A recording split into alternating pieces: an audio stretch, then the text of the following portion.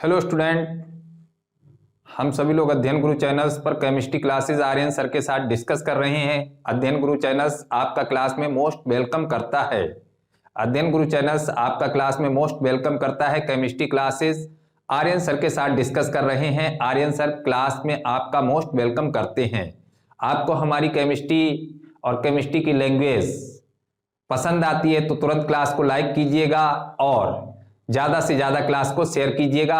चलिएगा, आज की क्लास में हम आपके साथ में बात करते हैं valence bond theory, chemical bonding पर।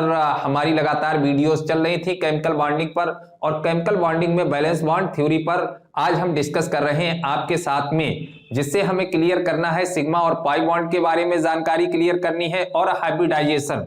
लगातार एक एक पॉइंट पर हम आपके साथ में डिस्कस करेंगे। जैसा कि अभी आपने इससे पहले डिस्कस किया था कि इलेक्ट्रॉनों की साझेदारी से बॉन्ड बनते हैं, तो अब यहां पर जब वैलेंस बॉन्ड थ्योरी की बात आती है, जिसे पॉलिंग स्लेटर ने दिया, पॉलिंग स्लेटर ने बहुत विस्तार पूर्वक समझाया। पहले इसे हिटलर और लंदन ने संक्षेप में बताया था, फिर पॉलिंग स्लेटर ने इसे विस्तार पूर्वक समझाया है और इन्होंने बताया है कि वैलेंस बॉन्ड थ्योरी इस बात पर फोकस डालती है कि एटॉमिक ऑर्बिटल की ओवरलैपिंग होती है। अनपेयर्ड इलेक्ट्रॉन वाले एटॉमिक ऑर्बिटल आपस में ओवरलैपिंग करते हैं और ओवरलैपिंग करने पर इनके बीच में जो बॉन्ड फॉर्म होता है उसे कोवैलेंट बॉन्ड कहते हैं। तो यहां पर एटॉमिक ऑर्बिटल की जो ओवरलैपिंग होती है, ऐसे ऑर्बिटल इस क्रिया में यूज में लाए जाते हैं जिन ऑर्बिटल के पास में अनपेयर्ड इलेक्ट्रॉन होते हैं।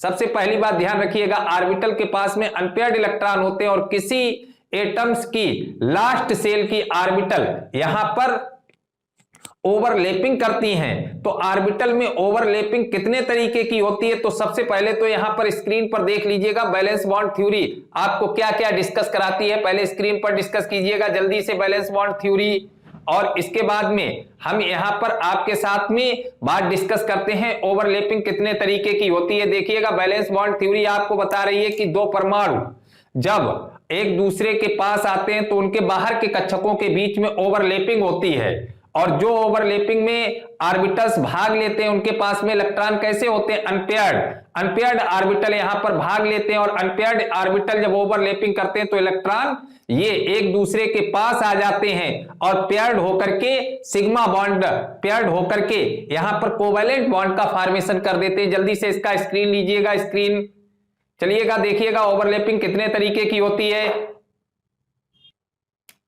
देखिएगा, ओवरलैपिंग दो तरीके से एटॉमिक ऑर्बिटल के बीच में रहती हैं। एक तो होती है अक्षीय अतिव्यापन, अक्षीय अतिव्यापन व्यापन, जिसे कहते हैं एक्सियल ओवरलैपिंग। इसे क्या कहते हैं, एक्सियल ओवरलैपिंग, एक्सियल ओवरलैपिंग। और दूसरा होता है आपका पार्श्वीय अतिव्यापन। तो कितने तरीके की ओवरलैपिंग हो गई है भाई एटॉमिक ऑर्बिटल में, दो तरीके की। पार्श्वीय अतिव्यापन इसे कहते हैं लेटरल ओवरलैपिंग, लेटरल ओवरलैपिंग। तो यहां पर दो तरीके से जो ओवरलैपिंग आपको डिस्कस कराई जा रही है, इसमें सबसे पहली ओवरलैपिंग हम यहां पर क्लियर करते हैं एक्सियल ओवरलैपिंग। सबसे पहली बात हम यहां पर डिस्कस कर रहे हैं एक्सियल ओवरलैपिंग। एक्सियल ओवरलैपिंग का मतलब होता है कि इस तरीके से ऑर्बिटल एक दूसरे के साथ में ओवरलैप होते हैं अक्षीय अतिव्यापन में, कि दोनों ऑर्बिटल के सिरे एक दूसरे के साथ, जैसे एस ऑर्बिटल, एस को तो आप लोग ऑलरेडी जानते ही हैं, एस ऑर्बिटल को आप लोग ऑलरेडी जानते हैं कि एस ऑर्बिटल स्फेरिकल होता है, तो इसमें तो लेटरल की कोई भी चांसेस नहीं होती है। यहां पर एस में तो हमेशा एक्सियल ओवरलैपिंग ही होगी। इसी तरीके से दूसरे एटम्स का एस ऑर्बिटल यहां पर आ जाए, दूसरे एटम का एस ऑर्बिटल यहां पर आ जाए, तो हम लोग यहां पर देख सकते हैं इनके बीच में इस तरीके से ओवरलैपिंग यहां पर हो जाएगी। इनके बीच में जो ओवरलैपिंग होगी तो दोनों इलेक्ट्रॉन यहां पर आ जाएंगे। तो ये कौन सी ओवरलैपिंग है, एक्सियल ओवरलैपिंग। और जब इस तरीके की ओवरलैपिंग होती है तो यहां पर जो बॉन्ड बनता है उस बॉन्ड को कहते हैं सिग्मा बॉन्ड, बात क्लियर कर लीजिएगा कि सिग्मा बॉन्ड किससे बनता है, कौन सी ओवरलैपिंग से बनता है, इसे क्या कहते हैं, सिग्मा बंध। सिग्मा बंध की डेफिनेशन क्या हुई है, सिग्मा बंध की डेफिनेशन जल्दी से नोट कर लीजिएगा, हम बता देते हैं कि सिग्मा बंध की डेफिनेशन क्या होती है। परमाणविक कक्षकों के मध्य, परमाणविक कक्षकों के मध्य अक्षीय अतिव्यापन से जो बंध बनता है सिग्मा बंध कहलाता है। तो जैसे हमने यहां पर देखा है एस और एस के बीच में ओवरलैपिंग हुई है, इसी तरीके से पी ऑर्बिटल और पी ऑर्बिटल के बीच में यहां पर ओवरलैपिंग होगी। ये देखिएगा पी और पी के बीच की ओवरलैपिंग है, तो यहां पर भी जो बॉन्ड निर्मित होगा उसे क्या कहेंगे, सिग्मा बॉन्ड। तो सिग्मा बॉन्ड का निर्माण होता है अक्षीय ओवरलैपिंग के द्वारा। सिग्मा बॉन्ड जो बनता है परमाणविक कक्षकों की अक्षीय अतिव्यापन के द्वारा बनता है। तो सिग्मा बॉन्ड कहां पर होता है, ध्यान रखिएगा, जिन मॉलिक्यूल्स में सिंगल बॉन्ड होता है, सिंगल बॉन्ड को सिग्मा बॉन्ड कहते हैं। H single bond H single bond Cl, H single bond Br, तो जहां पर भी आपका सिंगल बॉन्ड होता है उसे सिग्मा बॉन्ड कहते हैं। और इलेक्ट्रॉन घनत्व तो सिग्मा बॉन्ड में इनके अंतर्नाभिकीय अक्ष पर अधिकतम हो जाते हैं। देखिएगा इलेक्ट्रॉन घनत्व तो कहां पर ज्यादा हो रहा है, यहां पर। तो ये हमारी बात आई है सिग्मा बॉन्ड, एक्सियल ओवरलैपिंग। दूसरी ओवरलैपिंग होती है, देखिएगा सेकंड ओवरलैपिंग को डिस्कस कीजिएगा, पार्श्वीय अतिव्यापन, लेटरल ओवरलैपिंग। ओवरलैपिंग, पार्श्वीय अतिव्यापन। पार्श्वीय अतिव्यापन इस तरीके से पी ऑर्बिटल के बीच में या पी ऑर्बिटल डी ऑर्बिटल के बीच में यहां पर जो ओवरलैपिंग होती है उसे कहते हैं, इसे क्या कहेंगे, लेटरल ओवरलैपिंग। और जहां पर लेटरल ओवरलैपिंग होती है वहां पर जो बॉन्ड बनता है उसे कहते हैं पाई बॉन्ड। इसे क्या कहते हैं, पाई बॉन्ड।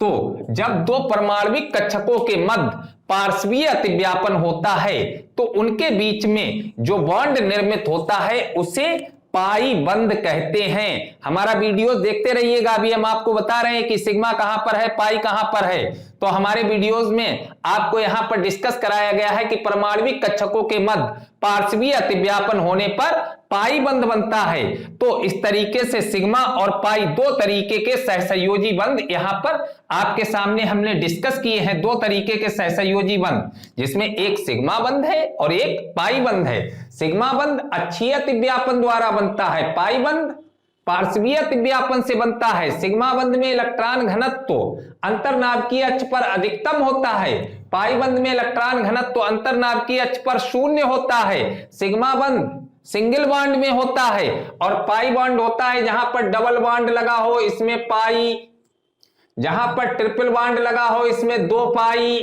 और एक सिग्मा।